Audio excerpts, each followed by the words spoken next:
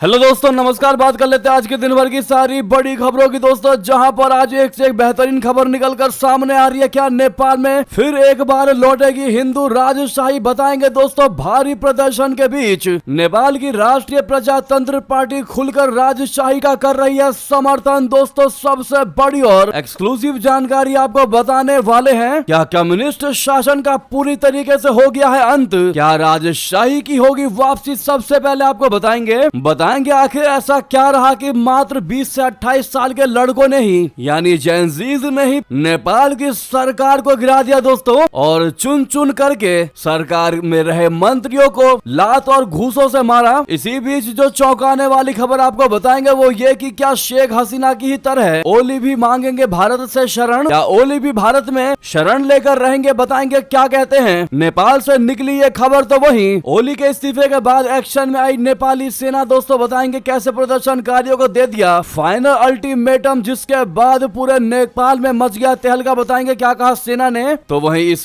राजनीतिक उथल पुथल के बीच प्रधानमंत्री नरेंद्र मोदी जी का भी आया पहला रिएक्शन नेपाल को लेकर। बताएंगे क्या कहा उन्होंने। लेकिन चौंकाने वाली बात आपको बताएंगे, आखिर नेपाल में कौन भड़का रहा है आग? असली कहानी क्या है इस प्रोटेस्ट का? असली हाथ किसका है दोस्तों इस प्रदर्शन में, इस तख्ता पलट में? आपको सारी रियलिटीज बताने वाले हैं। तो वही दोस्तों, आपको चौंकाने वाली खबर ये बताएंगे, प्रधानमंत्री नरेंद्र मोदी से बात करूंगा अगले कुछ समय में। जी हां, डोनाल्ड ट्रंप ने कहा भारत अमेरिका व्यापार बाधाओं पर बातचीत जारी रखेंगे। दोस्तों, बताएंगे बीती रात डोनाल्ड ट्रंप ने भारत के साथ टैरिफ विवाद पर बहुत बड़ा पोस्ट किया है, बहुत बड़ी बात कह दी है भारत के साथ बातचीत को लेकर। तो वही बताएंगे, जैसा कि आप सभी को पता है, उपराष्ट्रपति चुनाव में सीपी राधाकृष्णन की जीत हुई है। लेकिन दोस्तों, उपराष्ट्रपति चुनाव में विपक्ष को बहुत बड़ा झटका यह लगा कि क्रॉस वोटिंग और 15 इनवैलिड वोटों ने इंडिया गठबंधन की आंखें चौंका दी। तो वहीं दोस्तों, सोने चांदी को लेकर फिर एक और बार चौंकाने वाली खबर आई है। सारी जानकारियां एक एक करके आपको विस्तार से बताने वाले हैं। बस आप वीडियो के लास्ट तक बने रहेगा। और खबरों में आगे बढ़ने से पहले मानते हैं कि आज अपना भारत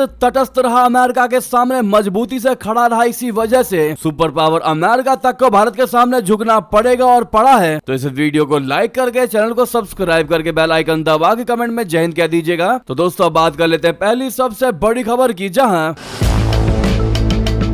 नेपाल से पहले लेटेस्ट अपडेट की बात कर लेते हैं। दोस्तों, अभी अभी क्या हुआ, दरअसल प्रदर्शनकारियों ने जेल फूंकी है। पोखरा, महोत्तरी और नक्खू से 1600 से ज्यादा कैदी फरार हो गए दोस्तों, जिसके बाद भारत के बिहार यूपी बॉर्डर पर अलर्ट जारी कर दिया गया है। बता दें, नेपाल के महोत्तरी जिले में देर शाम बहुत बड़ी वारदात हुई। जिले के जलेश्वर स्थित जेल ब्रेक हो गया और मौके का फायदा उठाते हुए बंदियों ने भागने की कोशिश की। इस दौरान जेल में मौजूद कुल 577 कैदियों में से 576 कैदी फरार होने में सफल रहे। पोखरा से भी 900 कैदी बंदी जेल से फरार हो गए। जेल में प्रदर्शनकारियों के घुसने के बाद पुलिस वाले पीछे हट गए। मौके का फायदा उठाकर सभी 900 कैदी बंदी आराम से निकलने में कामयाब हुए। काठमांडू के नक्खू जेल से भी कैदियों के बाहर आने की खबर है। काठमांडू के नक्खू जेल को प्रदर्शनकारियों ने आग के हवाले कर दिया। दोस्तों, पूर्व गृह मंत्री रवि लामी छानी इसी जेल में बंद थे। उनको जेल से रिहा करवा करके घर तक पहुंचाया। समर्थकों ने इस घटना के बाद बिहार यूपी बॉर्डर पर अलर्ट जारी कर दिया गया है। इतना ही नहीं दोस्तों, सूत्रों के मुताबिक फरार होते समय कैदी अपने निजी सामान के साथ साथ जेल का सामान भी उठा ले गए। घटना की जानकारी मिलते ही जेल प्रशासन और पुलिस महकमे में हड़कंप मच गया। दोस्तों, स्थानीय पुलिस और सुरक्षा बलों ने तुरंत पूरे इलाके को घेर लिया और फरार कैदियों की तलाश शुरू कर दी। अधिकारियों का कहना है कि फरार बंदियों को पकड़ने के लिए जिले की सीमाओं पर नाकेबंदी कर दी गई है। इसी बीच नेपाल की आर्मी ने बहुत बड़ी चेतावनी दे दी है इन प्रदर्शनकारियों को। कह दिया कि अगर तुम अब भी नहीं माने तो जिम्मेदारी हमारी नहीं होगी और हाल बहुत बुरा होगा। बता दें, नेपाल की सेना ने क्लियरली कहा है कि वो देश की संप्रभुता, स्वतंत्रता और क्षेत्रीय अखंडता की रक्षा करने के लिए हर संभव कदम अब उठाएगी। सेना ने प्रदर्शनकारियों से राष्ट्रीय धरोहरों, सांस्कृतिक स्थलों और नागरिक संपत्तियों को नुकसान न पहुंचाने का अनुरोध किया है। मौजूदा हिंसा को देखते हुए नेपाली सेना ने सैन्य कर्मियों और अन्य सुरक्षा एजेंसियों की तैनाती के संबंध में एक विज्ञप्ति जारी की है। नेपाली सेना का कहना है कि कुछ लोग वर्तमान परिस्थितियों का अनुचित लाभ उठाकर नागरिकों और सार्वजनिक संपत्तियों को भारी नुकसान पहुंचा रहे हैं, लूटपाट और आगजनी कर रहे हैं। नेपाली सेना ने कहा कि हम एक बार फिर आप लोगों से ऐसी गतिविधियों में शामिल ना होने की अपील करते हैं, लेकिन अगर आप भी अब भी नहीं माने, अगर ये गतिविधियां अब भी नहीं रुकी, तो हम आपको बताना चाहते हैं, हम सूचित करते हैं कि नेपाल की सेना और सभी सुरक्षा एजेंसियां अपनी मुख्य जिम्मेदारियां निभाएंगे, चाहे उसके लिए जितनी भी एजेंसियां उतारनी पड़े। हम हर संभव प्रयास करेंगे अपने देश की संप्रभुता अखंडता को बचाने के लिए। यानी कि दोस्तों, केपी शर्मा ओली के इस्तीफे के बाद अब नेपाल की कमान नेपाली आर्मी ने संभाल ली है, लेकिन प्रदर्शनकारियों का ये प्रदर्शन आगजनी रुकने का नाम नहीं ले रहा। दोस्तों, वो सेना की धमकियों के बाद भी रुकते दिखाई नहीं दिए। तो उधर आपको बता दें,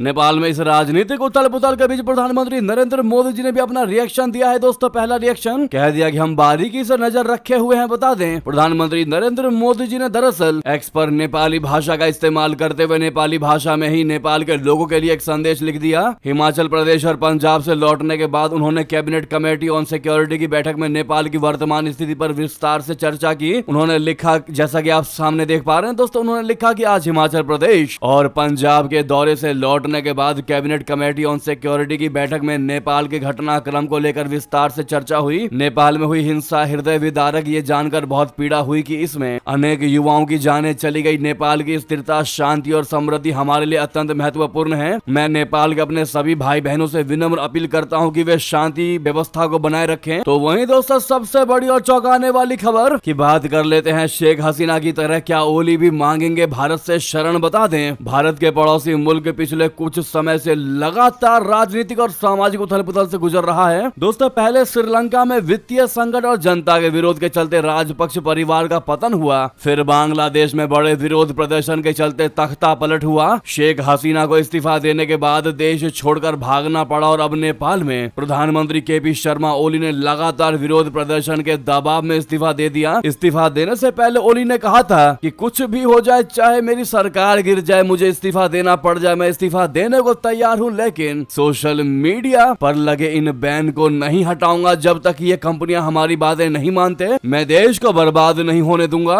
लेकिन उसके जस्ट 30 से 40 मिनट के बाद ही दोस्तों, बड़ी खबर ये निकलकर सामने आती है कि ओली ने सोशल मीडिया एप्लीकेशन पर से बैन हटा दिया और साथ में इस्तीफा भी दे दिया। दोस्तों, दरअसल नेपाल में मंगलवार को भी जैन जीत आंदोलन के तहत बड़े पैमाने पर विरोध प्रदर्शन करते हुए प्रदर्शनकारियों ने ओली के निजी घर पर आग लगा दी और राष्ट्रपति, पूर्व प्रधानमंत्री पुष्प कमल दहल प्रचंड, सूचना मंत्री पृथ्वी सुब्बा गुरंग, पूर्व गृह मंत्री रमेश लेखक और पूर्व प्रधानमंत्री शेर बहादुर देवबा की संपत्तियों पर हमला कर दिया। अब लेकिन चर्चा दोस्तों ये है कि इस्तीफा तो दे चुके हैं पीएम ओली, लेकिन ये भी माना जा रहा है कि वो अभी भी नेपाल में ही मौजूद है, लेकिन देश छोड़ने की पूरी तैयारी कर रहे हैं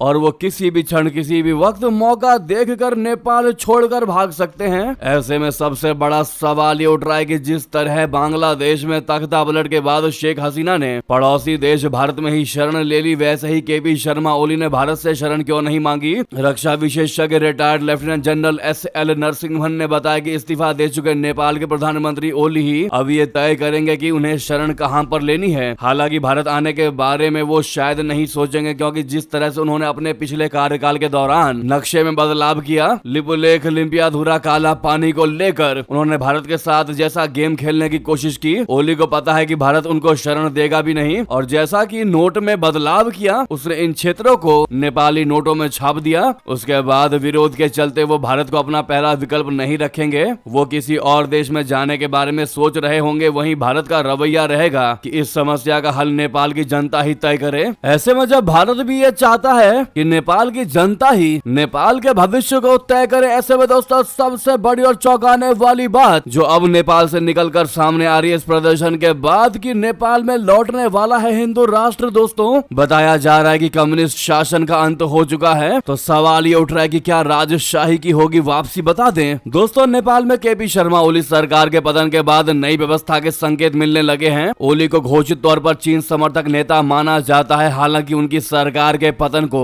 चीन की हार के तौर पर देखा जा रहा है। इस कारण ऐसा माना यह जा रहा है कि नया प्रधानमंत्री अमेरिका का करीबी हो सकता है, लेकिन साथ ही साथ ये भी कहा जा रहा है कि नेपाल में हिंदू राजशाही एक बार फिर लौट सकती है। पूर्व राजा ज्ञानेंद्र विक्रम शाह को देश का नया संरक्षक बनाया जा सकता है। नेपाल में लंबे समय से राजशाही समर्थक आंदोलन भी चल रहा है।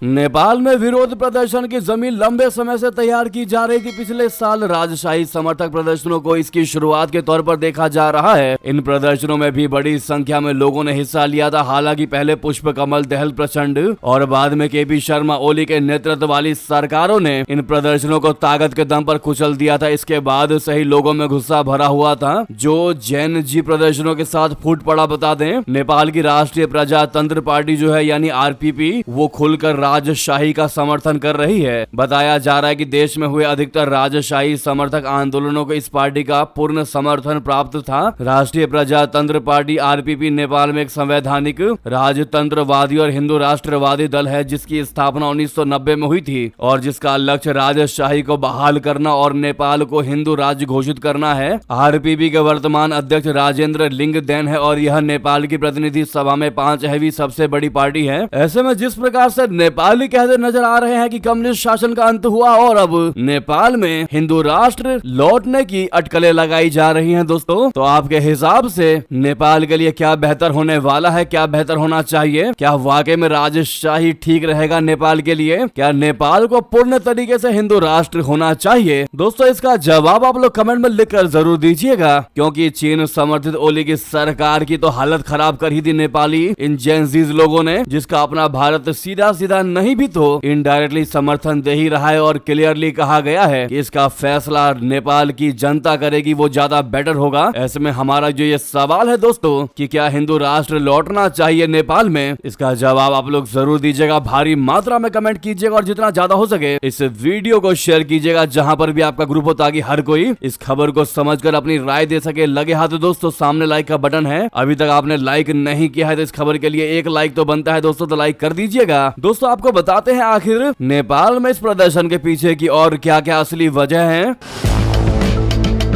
इस प्रदर्शन का मुख्य रूप भ्रष्टाचार, भाई भतीजावाद, सरकारी दमन और हाल ही में लगाए गए सोशल मीडिया प्रतिबंध के खिलाफ शुरू हुआ। आंदोलन के आयोजनकर्ताओं ने इसे जेनजी रिवॉल्यूशन नाम दिया है, जिसमें मुख्य रूप से 18 से 25 साल के युवा शामिल हैं। इस साल जनवरी से युवाओं ने फेसबुक, टिकटॉक और इंस्टाग्राम जैसे प्लेटफॉर्म #EndCorruption नेपाल और #YouthForChange जैसे हैशटैग के साथ सरकार विरोधी अभियान शुरू किया। भ्रष्टाचार के आरोपों में घिरे मंत्रियों, नेताओं और अधिकारियों के खिलाफ आवाज उठाया गया। शुरुआत में शांतिपूर्ण ऑनलाइन मूवमेंट था, लेकिन जुलाई तक छोटे छोटे स्थानीय प्रदर्शन होने लगे। खासकर काठमांडू और पोखरा में युवाओं ने बेरोजगारी और सरकारी नीतियों को युवा विरोधी बताते हुए वीडियो शेयर किया। अब जब अगस्त के मध्य में नेपाल सरकार ने राष्ट्रीय सुरक्षा के नाम पर फेसबुक, व्हाट्सएप और टिकटॉक जैसे प्रमुख सोशल मीडिया प्लेटफॉर्म्स पर अस्थायी प्रतिबंध लगा दिया। युवाओं ने सरकार के इस कदम को भ्रष्टाचार के आरोपों को दबाने और विरोध अभियानों को रोकने के रूप में देखा। ऐसे में 15 अगस्त को काठमांडू में पहला बड़ा प्रदर्शन हुआ दोस्तों, जहां सैकड़ों युवा सड़कों पर उतरे। पुलिस ने हल्का बल प्रयोग किया। सोशल मीडिया पर वायरल पुलिस कार्रवाई के वीडियो ने आंदोलन को राष्ट्रीय स्तर पर फैला दिया। जी हाँ, बाकी उसके बाद 1 से 7 सितंबर विरोध प्रदर्शनों ने तगड़ा जोर पकड़ा दोस्तों। भ्रष्टाचार के खिलाफ मार्च निकाला गया, जिसमें लगभग 5000 लोग शामिल थे। और ऐसे ही करते करते धीरे धीरे दोस्तों ये प्रदर्शन विकराल रूप ले बैठा। जी हाँ, जिसका नजारा आप देख ही पा रहे हैं। इस पर आपकी जो भी राय है और इस प्रदर्शन से आप क्या समझ पा रहे हैं दोस्तों, जो भी आपको लग रहा हो कमेंट जरूर करिएगा। दोस्तों, नेपाल में आपको याद होगा 17 साल में अब तक कोई प्रधानमंत्री पूरा कार्यकाल नहीं कर पाया है। नेपाल में राजशाही के खात्मे के बाद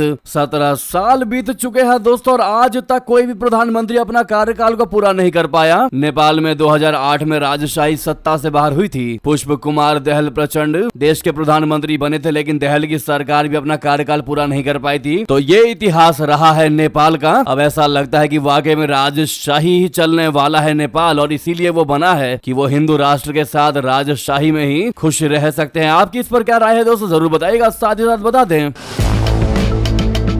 नेपाल को लेकर एक और बड़ा सवाल ये निकल कर सामने आ रहा है कि ये जो प्रदर्शन हुआ है ये अंदर की ही आग थी या फिर इसके पीछे कोई बाहरी हस्तक्षेप भी है। क्या इसमें चीन अमेरिका का कोई रोल है तो बता दें। अगर विशेषज्ञों की राय लें तो अभी ये कहना काफी मुश्किल होगा कि इन प्रदर्शनों में कोई बाहरी शक्ति शामिल है या नहीं, लेकिन ये संभव है कि कुछ ताकतें नेपाल की अस्थिर स्थिति का फायदा उठाना चाहती हो। नेपाल, सार्क और तिब्बत चीन मामलों को कवर करने वाले प्रधान कहते हैं कि प्रदर्शनकारियों के हाथों में मौजूद प्ले कार्ड और नारे बहुत कुछ कहते हैं। प्रदर्शनकारी भ्रष्टाचार, भाई भतीजावाद, बेरोजगारी और बड़े पैमाने पर पलायन जैसे मुद्दों पर बात कर रहे हैं। ये गुस्सा धीरे धीरे बढ़ रहा था और अचानक नहीं भड़का। नेपाल के युवा यूट्यूबर सड़कों की खराब हालत से लेकर पलायन तक के मुद्दों पर सरकार की कमियों को उजागर कर रहे थे। इन प्रधान ने यह भी कहा कि ये अजीब संयोग है कि ये प्रदर्शन तब हो रहे हैं जब कुछ समय पहले ही एससीओ समिट में शिरकत करने के बाद ओली चीन से लौटे हैं और कुछ दिन बाद उनकी भारत आने की योजना थी। ओली को सितंबर में भारत आना था और भारत के विदेश सचिव विक्रम मिस्री भी उनकी यात्रा से पहले नेपाल गए थे। दोस्तों, ओली ही एकमात्र ऐसा प्रधानमंत्री है या था, अब तो था ही कहेंगे दोस्तों, जिसने चीन के साथ काफी ज्यादा प्रोजेक्ट्स पर साइन किए थे। जैसा कि हमने आपको पहले भी बताया, ओली चीन समर्थक प्रधानमंत्री थे। ओली के नेतृत्व में नेपाल के चीन के बेल्ट एंड रोड इनिशिएटिव यानी BRI में शामिल होने के लिए एक समझौते पर हस्ताक्षर किया गया था। वहीं अमेरिका मिलेनियम चैलेंज कॉर्पोरेशन यानी MCC के जरिए नेपाल में लगभग $500 मिलियन का निवेश कर रहा है। लेकिन दोस्तों, कुछ लोगों का यह भी कहना है कि ओली जो है वो चीन समर्थक है और इसीलिए इसमें अमेरिका का हाथ हो सकता है, जैसा कि बांग्लादेश के मामले में हुआ था। वहीं कुछ लोगों का कहना है कि चीन इन प्रदर्शनों को इसलिए बढ़ावा दे रहा है क्योंकि अमेरिका MCC के जरिए निवेश कर रहा है। तो कुछ लोग जेनजीज के आंदोलन को राजशाही समर्थकों से जोड़ते हैं जिन्हें भारत समर्थक माना जाता है और ये नेपाल को पूर्ण रूप से हिंदू राष्ट्र बनाकर राजशाही लाना चाहते हैं। तो ये 3 तरह के कारण बताए जा रहे हैं। दोस्तों, आपको क्या लगता है? अपनी राय अवश्य दीजिएगा। अगली बड़ी खबर की बात कर लेते हैं, जहां प्रधानमंत्री नरेंद्र मोदी से करूंगा बातचीत। जी हां, ट्रंप ने कहा भारत अमेरिका व्यापार बाधाओं पर बातचीत जारी रखेंगे। बता दें, अमेरिकी राष्ट्रपति डोनाल्ड ट्रंप ने मंगलवार को कहा कि उनका प्रशासन व्यापार बाधाओं को दूर करने के लिए भारत के साथ बातचीत जारी रखे हुए हैं। ट्रुथ सोशल पर एक पोस्ट में ट्रंप ने कहा कि वो आने वाले हफ्तों में प्रधानमंत्री नरेंद्र मोदी से बातचीत करने के लिए उत्सुक हैं और उन्होंने विश्वास व्यक्त किया कि इस बातचीत से दोनों देशों के लिए सफल परिणाम निकलेंगे। उन्होंने कहा, मुझे पूरा विश्वास है कि हमारे दोनों महान देशों के लिए सफल निष्कर्ष पर पहुंचने में कोई कठिनाई नहीं होगी। उनकी यह टिप्पणी भारत की रशिया के साथ व्यापार प्रथाओं और ऊर्जा संबंधों की हाल की आलोचना के बाद नरम रुख को दर्शाती है, जिसमें उन्होंने वॉशिंगटन के नई दिल्ली के साथ संबंधों को एक तरफा होने का आरोप लगाया था। यह टिप्पणी महीनों की उथल पुथल भरी वार्ता के बाद आई है, जिसमें भारत रूसी तेल की निरंतर खरीद के जवाब में भारतीय निर्यात पर टैरिफ को दुगना करके 50% करने का अमेरिकी निर्णय भी शामिल है। जबकि ट्रंप ने स्वीकार किया कि नई दिल्ली ने अमेरिकी वस्तुओं पर टैरिफ कम करने की पेशकश की थी। भारत के मुख्य आर्थिक सलाहकार ने हाल ही में चेतावनी दी थी कि टैरिफ से इस वर्ष भारत के सकल घरेलू उत्पाद में 0.5% तक की कमी आ सकती है। जी हां, इस पर आपकी क्या निजी राय है दोस्तों? कमेंट में जरूर लिखकर बताइएगा। तो वहीं आपको बता दें, बर्फ की चट्टान में हमेशा के लिए सो गए भारत माँ के 3 सपूत। दोस्तों, सियाचिन में भारतीय सेना की एक पेट्रोलिंग पार्टी अवलांचे यानी बर्फीले तूफान में फंस गई, जिसमें एक सैनिक और 2 अग्निवीर वीर गति को प्राप्त हुए। 7 सितंबर यानी रविवार की शाम पर सेंट्रल ग्लेशियर में सेना की पेट्रोलिंग पार्टी एक पोस्ट से दूसरी पोस्ट की तरफ वापस जा रही थी, तभी वो बर्फीली तूफान में फंस गई। उन्हें बचाने के लिए तुरंत रेस्क्यू ऑपरेशन लॉन्च किया गया और उन्हें जरूरी मेडिकल हेल्प दी गई, लेकिन उनकी जान बचाई नहीं जा सकी। ऐसे में कल उनको मृत घोषित कर दिया गया। भारतीय सेना की 14वीं कोर ने बताया कि इस बर्फीले तूफान में सिपाही मोहित कुमार, अग्निवीर नीरज कुमार चौधरी और अग्निवीर दाभी राकेश देवा भाई वीर गति को प्राप्त हुए। दोस्तों, सियाचिन ग्लेशियर दुनिया का सबसे ऊंचा युद्ध स्थल है और यहाँ मौसम ही जवानों का दुश्मन है। बर्फीले तूफान यहाँ सैनिकों की जान लेते रहते हैं। दोस्तों, 1984 से अब तक की बात करें तो सियाचिन ग्लेशियर में मौसम की मार की वजह से दोनों देशों के 2000 से ज्यादा सैनिक अपनी जानें गंवा चुके हैं। ऐसे में श्रद्धांजलि जरूर दीजिएगा दोस्तों इन तीनों वीर जवानों को। वहीं बता दें, आज भारत पहुंचेगा INS तमाल, इंडियन नेवी का आखिरी इंपोर्टेड वॉरशिप है। ये बता दें, रशिया से निकलकर कई देशों की नेवी के साथ एक्सरसाइज करते हुए इंडियन नेवी का वॉरशिप INS तमाल आज यानी बुधवार को भारत आ जाएगा। ये कारवार पहुंचेगा। तमाल इंडियन नेवी का आखिरी इंपोर्टेड वॉरशिप है। तमाल को 1 जुलाई को रशिया के कैलिनिनग्राद स्थित यांतर शिपयार्ड में हुई सेरेमनी में नेवी में कमीशन किया गया था। INS तमाल मल्टी रोल स्टील्थ फ्रिगेट है। इसके commissioning CEO captain Shridhar Tata है, जो मिसाइल और तोपखाना युद्ध विशेषज्ञ हैं। नेक्स्ट खबर बता दें, उपराष्ट्रपति चुनाव में सीपी राधाकृष्णन की सबसे बड़ी जीत, एनडीए कैंडिडेट के पक्ष में विपक्षी सांसदों ने की क्रॉस वोटिंग। जी हां दोस्तों, उपराष्ट्रपति चुनाव में विपक्ष को लगा तगड़ा झटका क्रॉस वोटिंग और 15 इनवैलिड वोटों ने विपक्ष को चौंका दिया। बता दें, भारत के नए उपराष्ट्रपति का चयन हो चुका है। एनडीए गठबंधन के सीपी राधाकृष्णन को उम्मीद से ज्यादा वोटों से जीत मिली है। एनडीए गठबंधन ने 425 वोटों की उम्मीद की थी, लेकिन सीपी राधाकृष्णन को 452 वोट मिले। वहीं विपक्ष 355 वोटों को उम्मीद कर रहा था, लेकिन उन्हें महज 300 वोटों से संतोष करना पड़ा। मतदान में विपक्ष के 15 वोट अमान्य हो गए, जबकि एनडीए का एक भी वोट अमान्य नहीं हुआ। एकता की बात करने वाले विपक्ष के लिए ये बड़ा झटका देखा जा रहा है। दोस्तों, उपराष्ट्रपति चुनाव में केवल विपक्ष के वोट इनवैलिड हुए, इनकी संख्या 15 रही। वहीं सत्ता पक्ष का एक भी वोट इनवैलिड नहीं हुआ। इससे लोगों में चर्चा है कि विपक्ष के 15 सांसदों ने जानबूझकर वोटों को इनवैलिड किया है। उपराष्ट्रपति चुनाव में एनडीए गठबंधन शुरू से ही 425 वोट मिलने का दावा कर रही थी। वहीं यूपीए करीब 355 वोट मिलने का दावा कर रहा था। बता दें कि उपराष्ट्रपति चुनाव में पार्टी व्हिप जारी नहीं कर सकती है। ऐसे में हर सांसद पार्टी लाइन से हटकर वोटिंग कर सकता है। इसके लिए कोई पार्टी सांसद पर एक्शन भी नहीं कर सकती। इसी छूट के चलते क्रॉस वोटिंग की संभावना काफी ज्यादा होती है। चुनाव से पहले भी एनडीए और यूपीए दोनों गठबंधन को क्रॉस वोटिंग का खतरा था। परिणामों में एनडीए गठबंधन को 452 वोट मिले, मतलब दावा से 27 वोट ज्यादा मिला। वहीं यूपीए गठबंधन को महज 300 वोट मिले, यानी उम्मीद से 55 वोट कम मिले। ऐसे में आप सभी से रिक्वेस्ट है दोस्तों, एनडीए को उम्मीदवार सीपी राधाकृष्णन जो भारत के नए उपराष्ट्रपति बन चुके, उनको आप लोग कांग्रेचुलेशन, बहुत बहुत बधाइयां जरूर कमेंट में कहिएगा भारी मात्रा में।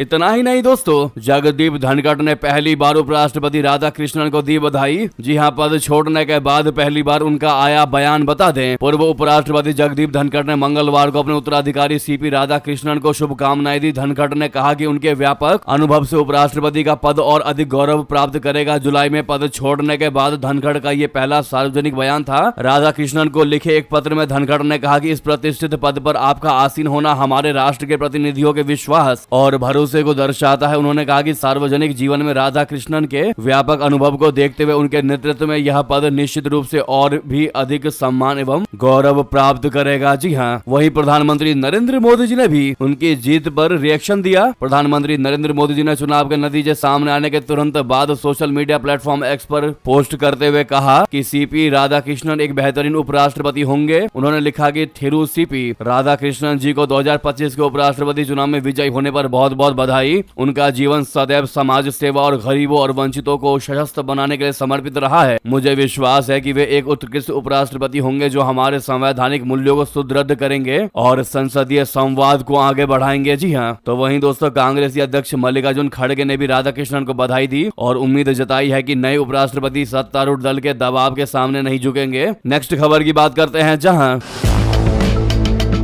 धनतेरस से 40 दिन पहले गोल्ड ने बनाया रिकॉर्ड। 9 दिन में 9,000 रुपए हुआ महंगा सोना। जी हां, विदेशी बाजारों के साथ साथ भारत के लोकल बाजारों में भी गोल्ड की रफ्तार में लगातार इजाफा देखने को मिल रहा है। मंगलवार की बात करें तो सोने की कीमतों में 5,000 रुपए से ज्यादा का इजाफा देखने को मिला, जबकि मौजूदा महीने के 9 दिनों में गोल्ड की कीमत में 9,000 रुपए से ज्यादा का इजाफा देखने को मिल चुका है। इसका मतलब है कि दिल्ली में गोल्ड के दाम में करीब 9% की तेजी देखी जा चुकी है। जानकारों की माने तो अमेरिका में रोजगार के वीक आंकड़ों की वजह से ब्याज दरों में कटौती की संभावनाएं बढ़ गई हैं, जिसकी वजह से डॉलर इंडेक्स 7 महीनों के लोअर लेवल पर पहुंच गया है दोस्तों, जिसका असर सोने की कीमत में इजाफे के रूप में सीधा सीधा देखने को मिल रहा है। तो वहीं दूसरी ओर global trade tension, gold ETF में लगातार निवेश की वजह से भी सोने की कीमतों में इजाफा देखने को मिल रहा है। ऐसे में दोस्तों, HDFC सिक्योरिटीज के सीनियर एनालिस्ट की अगर बात करें कि क्या आगे भी सोने की कीमतें बढ़ेंगी, तो उनके अनुसार केंद्रीय बैंकों की मजबूत मांग, एक्सचेंज ट्रेडेड फंड में निवेश और ब्याज दरों में कटौती के अटकलों ने कीमती धातुओं में इस रिकॉर्ड तोड़ को तेजी से बढ़ावा दिया है। उन्होंने कहा कि सुरक्षित निवेश वाली संपत्तियों की लगातार मांग बढ़ते भू राजनीतिक तनावों के कारण है और अमेरिकी राष्ट्रपति ट्रंप के टैरिफ के ग्लोबल इकोनॉमी पर पड़ने वाले प्रभाव को लेकर चिंताओं ने भी इसे तेजी में योगदान दिया है। हालांकि सितंबर में दोस्तों सोने के दाम में कटौती की तो कोई उम्मीद नहीं है और कोई बदलाव नहीं होने वाला है। इसी बीच ये थी कि सारी बड़ी खबरें। आपको खबर कैसी लगी कमेंट में लिखकर अवश्य बताइएगा। लगे हाथ तो इस वीडियो को लाइक करके, चैनल को सब्सक्राइब करके, बेल आइकन दबा के कमेंट में जय हिंद कह दीजिएगा दोस्तों। तो मिलते हैं आप अगली बड़ी खबर में। यहां तक बने रहने के लिए आप सभी का बहुत बहुत धन्यवाद, बहुत बहुत आभार। जय हिंद, जय भारत।